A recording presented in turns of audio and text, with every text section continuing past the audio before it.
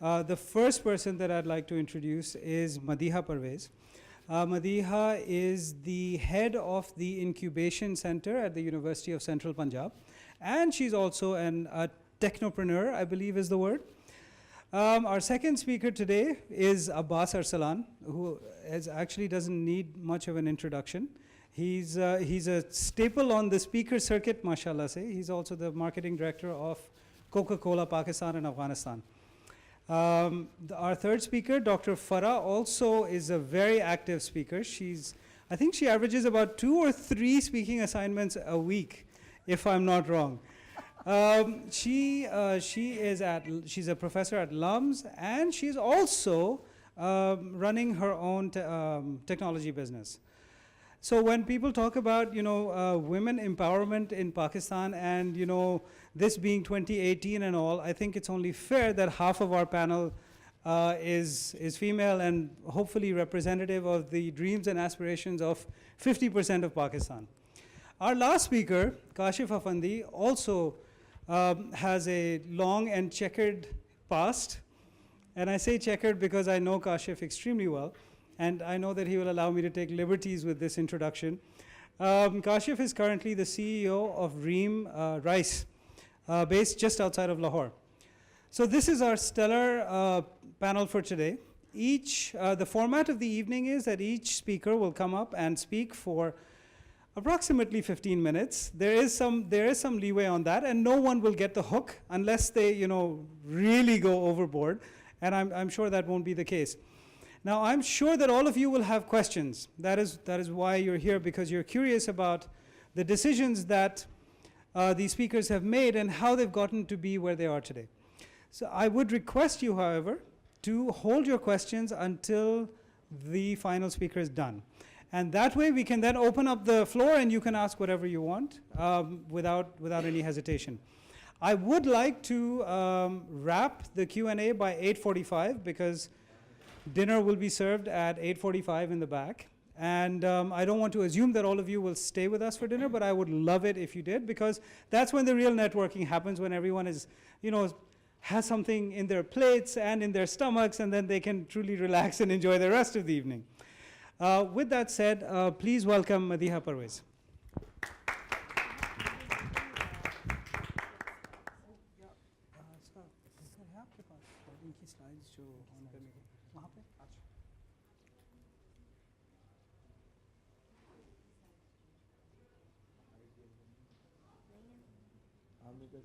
नहीं यही वाला है ना, इन परस्यूट ऑफ पैशन. तो आपके पास क्लिकर नहीं है क्या? Okay, if you just make a sign, I'll click for you.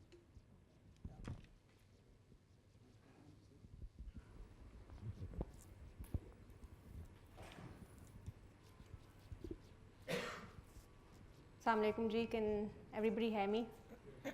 So we'll just get my presentation up.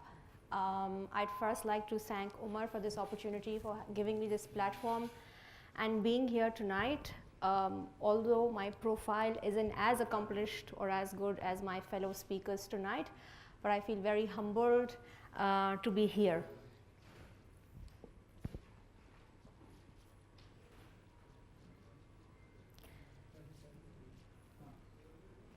So I'll begin by giving you a little bit of who I am and what is it that I like. And then I'll take you through the journey of my life and the kind of decisions I've made. So I don't have that device to change slides, so please bear with me. आगे कीजिएगा please, thank you. अगर आप इसको इधर मोड़ दें, मैं खुद change कर लूँ और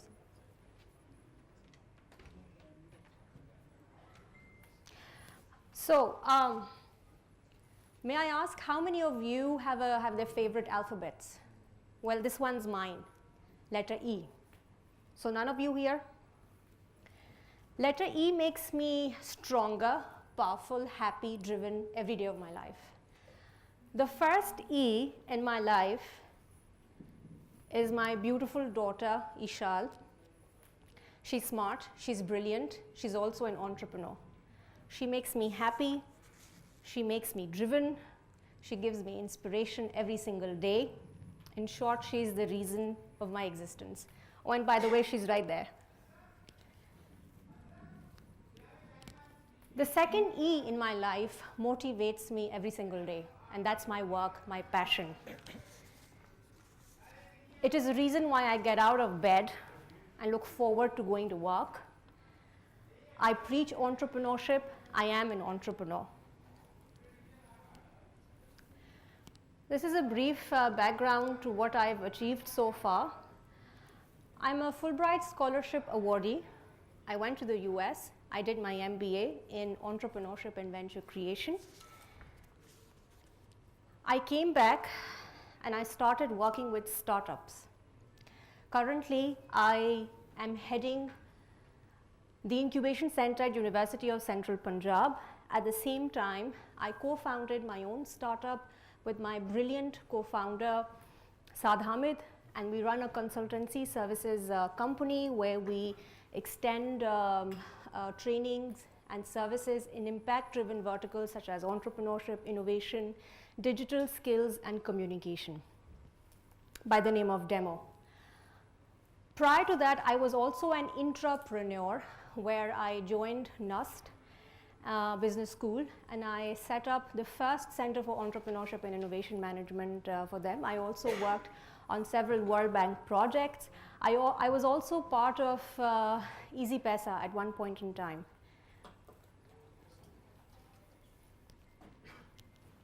So while I was talking a little bit about myself, no way I'm claiming that I'm successful, by the way. But then when we look at each other's profile, we see them, at a certain pedestal that, wow, this is what they've achieved so far, they're successful. And this is the first picture that comes in our head that, wow, this looks so smooth, so nice. But my success pattern is somewhat like that, probably even messier. Well, I'm in front of you today. I feel confident, I feel powerful, I feel bold, I feel happy, I feel content. But there was a point in time, I believe in everybody else's life also, that there are ups and downs. And we've had our fair share of struggles. At one point in time, I felt timid, I was fearful, I was extremely doubtful of my abilities, I was scared. But most of all, I was doubtful as to what would happen in the future. Around 9-10 years ago, my ex-husband and I decided to part ways, and everything changed all of a sudden. It was a very difficult time of my life. And it was then that one particular night I remember vividly that I was crying because I didn't know what to do, what just happened. I was angry, I was bitter. It was then that my daughter she was only 3 years at that point in time, and she was sleeping. The first E in my life, Ishal, gave me hope then. I looked at her beautiful face, probably the prettiest sight I've ever seen, I remember distinctly. And that night, I thought to myself, would I ever want her to wake up to a miserable feeling and looking mother? No. I had to accept this change. I had to move on. Change is inevitable. You can't run away from it. So the important thing is you just must accept and move on. So in life, there are constant adaptations that you have to make to. So I preach entrepreneurship, and there's a very important concept that entrepreneurs look for. They turn problems into opportunity. So this particular scenario was problematic for me in my head, right?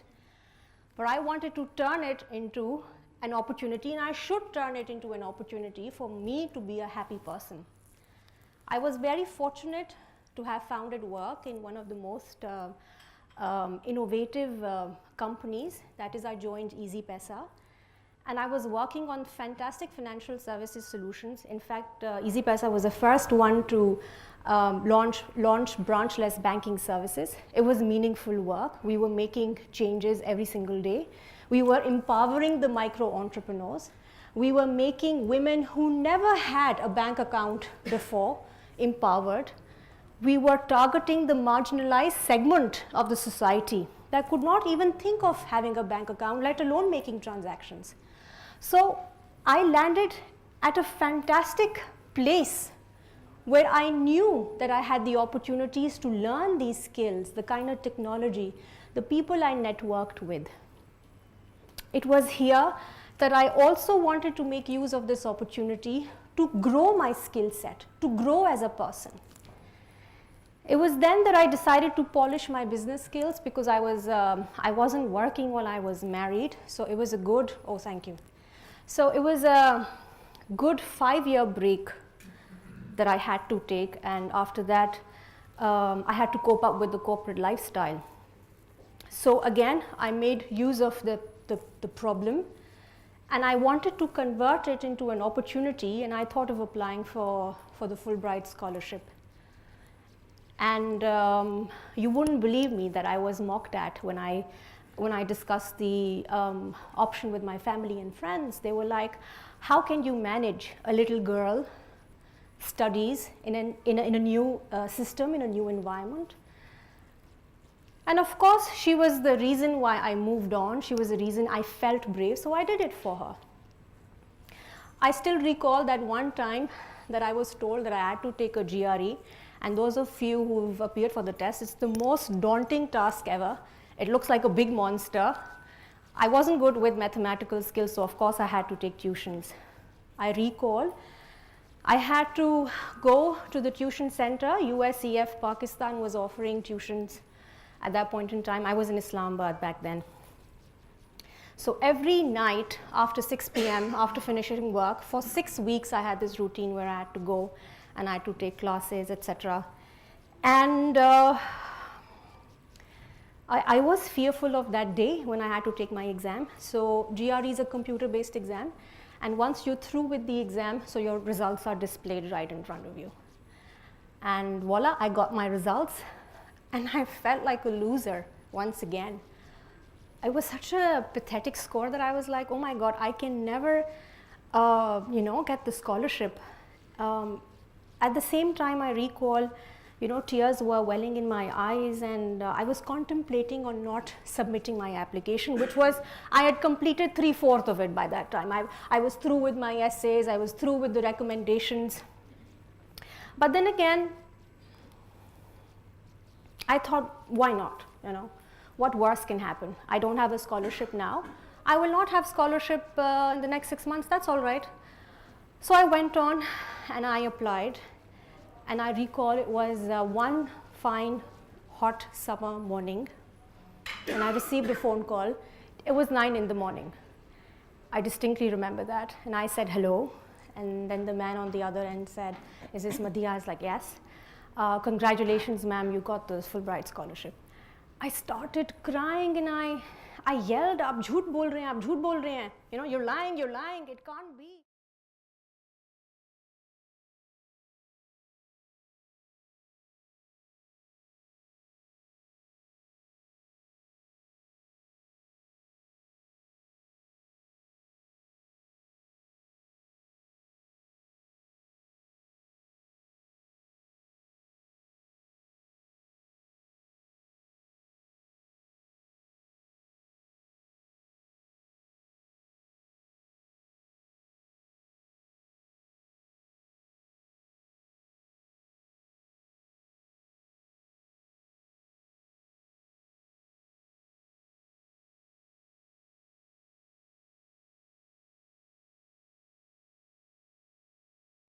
Can you all hear me now? No, अब नहीं काम कर रहा शायद.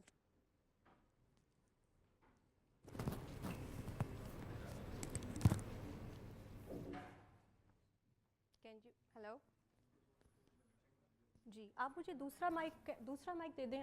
Can you all hear me now? Okay. So I was in complete disbelief, and then he chuckled. He said, Because I was the principal applicant also. You know, the principal applicants are the ones who are chosen first. And this, I was in complete disbelief. And I remember I went downstairs and I told my mom, I was still crying. She's like, why are you crying? You got the scholarship. What's wrong with you? Get a hold of yourself. I said, I'm not crying because, you know, I don't believe it. I'm crying that I am so grateful I did not give up when I wanted to. I was on the verge of giving up. I had everything ready. I just had to put in those pathetic scores, which I didn't want to. I felt embarrassed because I was applying for the MBA program. I didn't want the other person to think, look at her audacity, applying for an MBA on a Fulbright with these scores. Because I was so fixated on one particular problem, which we mostly do, which we mostly are. We think we obsess about one aspect of our lives to the extent that we forget to see the bigger picture. Thomas Edison is one of my favorite entrepreneurs and inventor, and this is what he said. Many of life's failures are people who did not realize how close they were to success when they gave up. Just go on with whatever effort that you're making. Don't give up. And don't treat failures as disappointments. There's another very interesting phenomenon that we teach.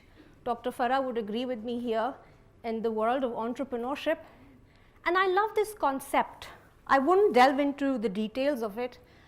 But then again, whenever you hit failure or you face failure, you pivot.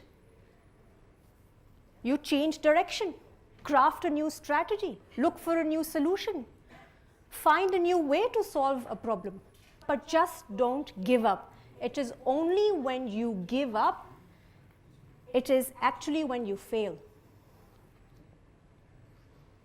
So again, taking inspiration from what I preach, just try again, that's all right. You will eventually lead to success. In fact, failures are very important because they teach you lessons.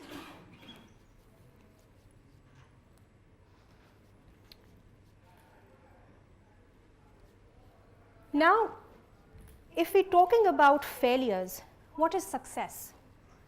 We're all in the pursuit of success. Of course, we could have different definitions of success. Success comes to that person who is conscious of success, who has this burning desire to be somewhere, to become someone, who just doesn't give up, whose mind is alert of looking for new opportunities. That's exactly what entrepreneurs do. They're resilient, they don't give up. They don't only look for opportunities, they create one. I'd like to talk a little bit about my startup world. That makes me very happy because I work with fantastic entrepreneurs who are making brilliant contributions in our society and changing the landscape. This lady, Sara Khurram, she is the founder of Sehat Kahani. She's one of few who looked for an opportunity. In fact, the problem existed. But she did something about it. Successful people are those who just don't sit and plan, but put their plans into action. You have to do something about it. So what she's devised is a fantastic solution. She's connecting doctors with patients in rural areas. Pakistan has a population of 200 million, of which 51% are deprived of basic healthcare facilities. There is a problem which exists, every one of us knows, nobody is doing anything. She came with a fantastic solution. There is a phenomenon in Pakistan called Doctor Bride. People would love to have qualified ladies as doctors to be part of their family, but they're not allowed to work after getting married, right? So she made use of that skill set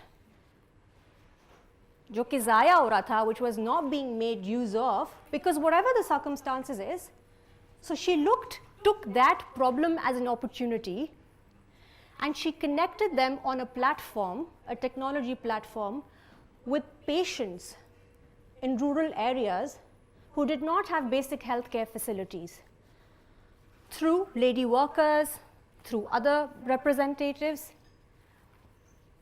And then these doctors, of course, provide online consultation. Today, the company has 14 e-hubs spread across Pakistan. There are around 100,000 workforce of lady health workers and midwives. 70% of them were not employed. She brought them into workforce. So she's connecting the dots so perfectly that she's not creating an opportunity for herself, but everybody else around it. That is the power of entrepreneurship. This is how powerful entrepreneurs are. And this is how massively our landscape is changing through these phenomenal contributions. I'd like to end my presentation by urging all of you to please follow your pursuit of passion. If there is no pain, there is no gain. But what numbs your pain? Your passion. Please follow your heart and get whatever it is that you want. There's nobody stopping you. If you want something, go get it, period. I thank you.